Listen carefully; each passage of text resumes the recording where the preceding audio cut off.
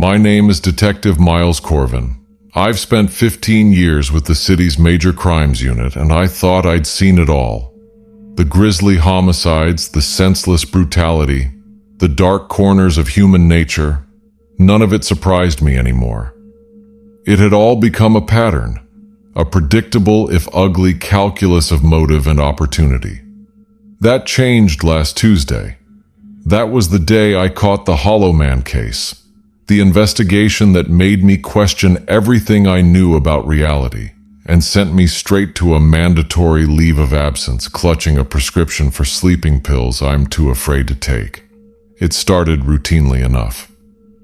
A call came in about a possible break-in at a brownstone in the old, moneyed part of the city.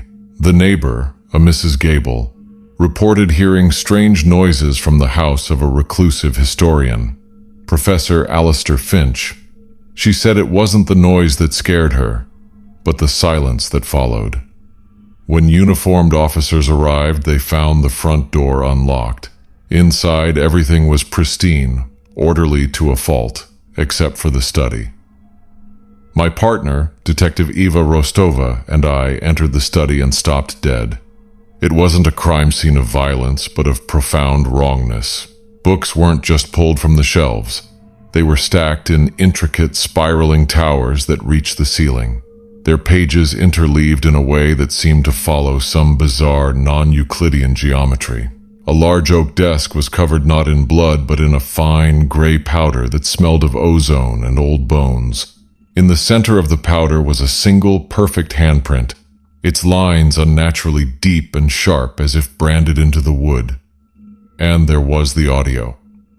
On the professor's expensive digital recorder, left running on his desk, was 45 minutes of what sounded like a dozen people whispering in a language no one at the station could identify. The linguist we brought in said it wasn't just unknown. Its phonetic structure was biologically improbable for a human vocal tract. But at the very end of the recording, clear as day, was the professor's voice, calm and academic, saying, "The door is open. I can see the angles now." There was no sign of a struggle, no sign of the professor. It was as if he had simply unraveled. The forensics team was baffled. The gray powder was inert, an unknown compound. The handprint didn't match any in the database, and its ridge patterns were subtly off. Too many concentric circles, whirls that spiraled into impossible depths. The case was going cold before it even began, filed away as a bizarre missing persons case. But I couldn't let it go. The wrongness of it clung to me, a psychic burr. That night, alone in my apartment, I pored over the crime scene photos. It was then I noticed something we'd all missed. In one of the wide shots of the study, reflected in the glass of a framed map on the wall, was a figure. It was tall and gaunt, standing just inside the doorway we had all passed through a dozen times. Its face was a blur, but its posture was all wrong. The shoulders were slumped at an angle that would dislocate a human collarbone, and one arm seemed too long, its fingers brushing the floor. We had never seen this man. No one had been in that room but us. The next morning I went back to the brownstone alone, telling no one. I had to know. The place was still sealed, the air inside stale and cold. I stood in the study, the memory of that reflected figure raising the hairs on my neck.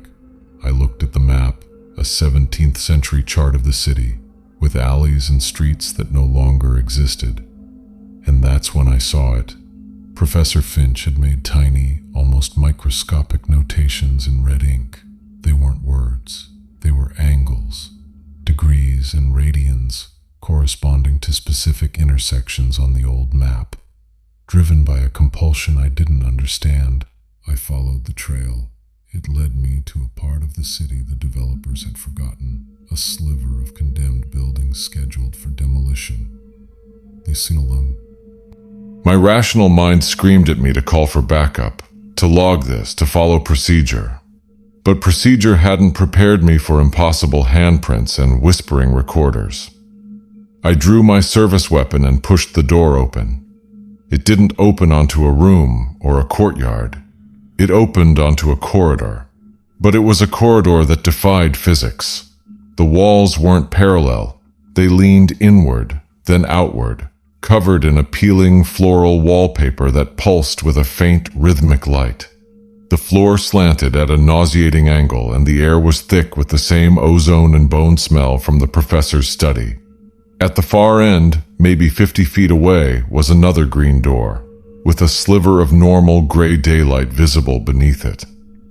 I took a step inside. The moment I crossed the threshold, the door behind me slammed shut with a sound like a tomb ceiling. I spun around. There was no handle on this side. I was trapped in this wrong place. And that's when I heard it. A soft, wet, shuffling sound, coming from the shadows where the walls bent into the ceiling. Something was in here with me. Something that moved with a lurching, broken gait. I raised my gun, my heart hammering against my ribs, and aimed my flashlight into the gloom. The beam swept across the pulsating wallpaper and landed on a figure crouched in the corner. It was the man from the reflection. It turned its head, and the light caught its face. It had the professor's eyes. But the rest was a nightmare of stretched skin and misaligned bones. Its mouth open in a silent scream, its two long fingers scrabbling at the floor. It wasn't human, not anymore. It looked at me with the professor's terrified, pleading eyes, and then it spoke. Its voice was a dry rasp, the sound of pages tearing. "He is wearing my skin," it whispered, "and he is learning how to smile." Then it scrambled up the leaning wall with insectile speed and vanished into the shifting geometry of the ceiling.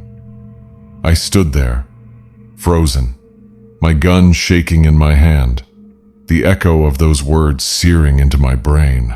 I wasn't a detective on a case anymore. I was prey in a place that shouldn't exist, and I had just learned a horrifying truth. Professor Finch hadn't been taken.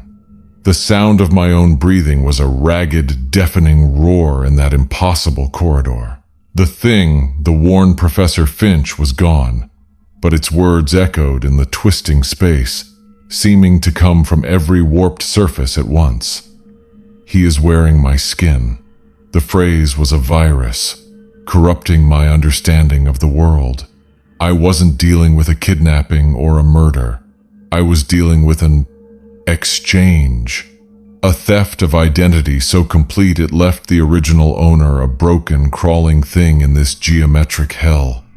My police training, a lifetime of instinct, screamed at me to secure the scene, to collect evidence. But what evidence could I collect from a wall that pulsed like a living organ? My service weapon felt like a child's toy, a useless weight in my hand. The only exit was the green door ahead, the one with the sliver of mundane daylight.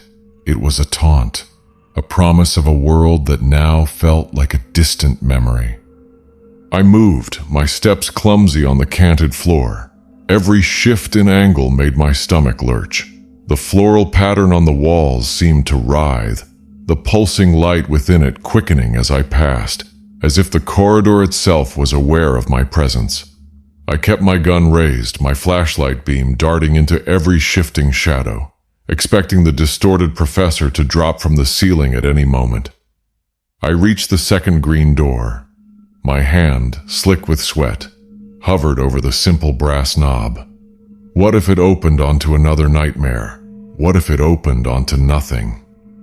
I took a shuddering breath, grasped the knob, and turned.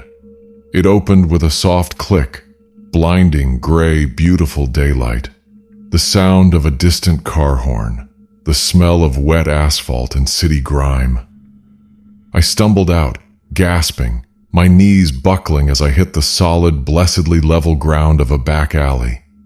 I turned back, expecting to see the impossible corridor. I saw only a dead-end brick wall, thick with graffiti. The green door was gone. I was back. but I wasn't the same. I holstered my weapon, my hands trembling so violently I could barely manage the clasp. I leaned against the damp brick, sucking in great lungfuls of the foul city air, trying to anchor myself in reality. The professor's final, rasping whisper played on a loop in my head. He is learning how to smile. This thing, this wearer of skins, was out here, in my city. It had taken Finch's life, his knowledge, his very face, and it was learning to pass for human. I ran back to my car, my mind racing faster than my feet. I couldn't file a report. Subject pursued a non-Euclidean entity through a trans-dimensional corridor and encountered the victim's soul being worn as a skin suit wasn't just a fast track to a psych eval, it was a one-way ticket to a padded cell. I was on my own. My first stop was the city morgue. If this thing was wearing Finch, what had it done with the physical body? The real biological shell? The attendant, a weary man named Jerry, looked up from his crossword as I burst in. "Miles, you look like hell." "Finch!" I gasped, bracing my hands on his desk. "The missing professor. Have you had any John Does come in? Any damaged ones?" Jerry frowned. "Quiet week. Only one. Jumper off the Gantry Bridge last night. Messy, but we ID'd him. Tourist from Ohio. Let me see him. Miles, it's not pretty. Now, Jerry."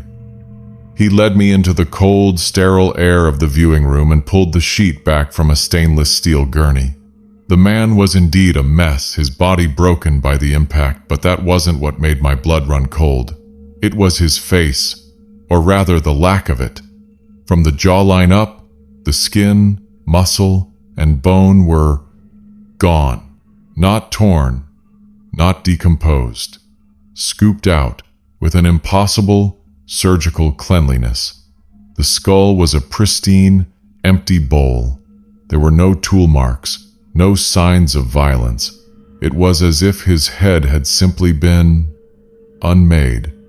And clutched in the corpse's left hand was a small crumpled piece of floral patterned wallpaper.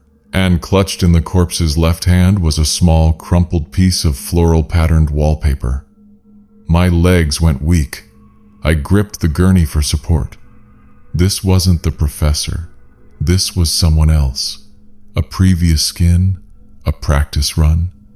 The thing was discarding them, moving on, learning. Did he have anything on him? A notepad? A phone? My voice was a strained whisper. Jerry shook his head, looking spooked by my reaction. Nothing, just the clothes he jumped in. Why? What is this, Miles? Did he have anything on him? A notepad? A phone? My voice was a strained whisper. Jerry shook his head, looking spooked by my reaction. Nothing, just the clothes he jumped in. Why? What is this, Miles? I didn't answer. I was already running for the door. The image of the faceless corpse and the scrap of wallpaper burned into my mind. The thing was here, and it was hunting. It was perfecting its disguise. Back at the precinct, I buried myself in the cold case files, looking for a pattern. Missing persons with bizarre circumstances. Unexplained evidence. I found it. Over the past 18 months, 3 other people had vanished from their homes, leaving behind similarly strange scenes. A mathematician whose apartment was filled with complex equations written in a substance that registered as pure carbon. A musician whose studio was soundproofed from the inside with a strange, fleshy membrane. An architect whose blueprints showed buildings with angles that hurt to look at. In each case, the scenes were written off as the work of eccentric individuals, their disappearances unsolved. They weren't eccentric. They were test subjects. The thing was trying on different skins, different kinds of intelligence, learning our world, and Professor Finch, a historian, was its latest and most comprehensive model. It was studying us. My desk phone rang, shattering my grim reverie. It was Mrs. Gable, the neighbor from the Finch case. Her voice was trembling, near hysterical. "Detective? I saw him. I saw the professor. He just came home." My blood turned to ice. "Are you sure, Mrs. Gable?" "Yes." He waved at me from the window. He looked, well, better than he has in years. She paused. "But, Detective, he was smiling. And it was the most horrible, empty smile I have ever seen." I was out of my chair before she finished speaking, grabbing my coat and sidearm. It was back. It was confident enough to return to its point of origin. It was putting on a show. I didn't call for backup. What would I say? I sped across the city, my siren wailing, my mind a storm of fear and grim determination. I parked a block away and approached the brownstone on foot. The front door was slightly ajar. I pushed it open, my gun drawn. The house was silent, but it felt different. The air of wrongness was gone, replaced by a sterile, artificial order. It was too clean, too quiet. I moved towards the study. He was sitting at the oak desk, his back to me, looking out the window. Professor Alistair Finch. He was wearing a crisp, new tweed jacket. "Professor Finch," I said, my voice tight. He slowly swiveled in the chair. It was him. Every detail was perfect. The slight stoop of his shoulders, the pattern of wrinkles around his eyes, the way he held his head. But the eyes themselves were wrong. They were the right color, the right shape, but they were depthless, like painted glass. And then he smiled. It was the smile Mrs. Gable had described, a perfect muscular contortion that reached his eyes but did not touch them. It was a mask trying to express an emotion it had only read about. "Detective Corvin," he said. His voice was a flawless imitation of the calm, academic tone from the recorder, but now I could hear the hollow resonance beneath it, the same dry rasp I'd heard in the corridor, expertly filtered and smoothed. "Thank you for your diligent work. As you can see, the situation has been resolved." My finger tightened on the trigger. "Where is he? What did you do with the real Professor Finch?" The smile didn't waver. "I am Professor Finch. I have integrated the data. The memories are assimilating. The emotional protocols are still beta." The head tilted, a gesture that was almost but not quite human. "You have seen the workshop. You understand the process is not without its byproducts." It was talking about the faceless corpse, the thing in the corridor. It was admitting everything calmly because it knew I had no way to prove it.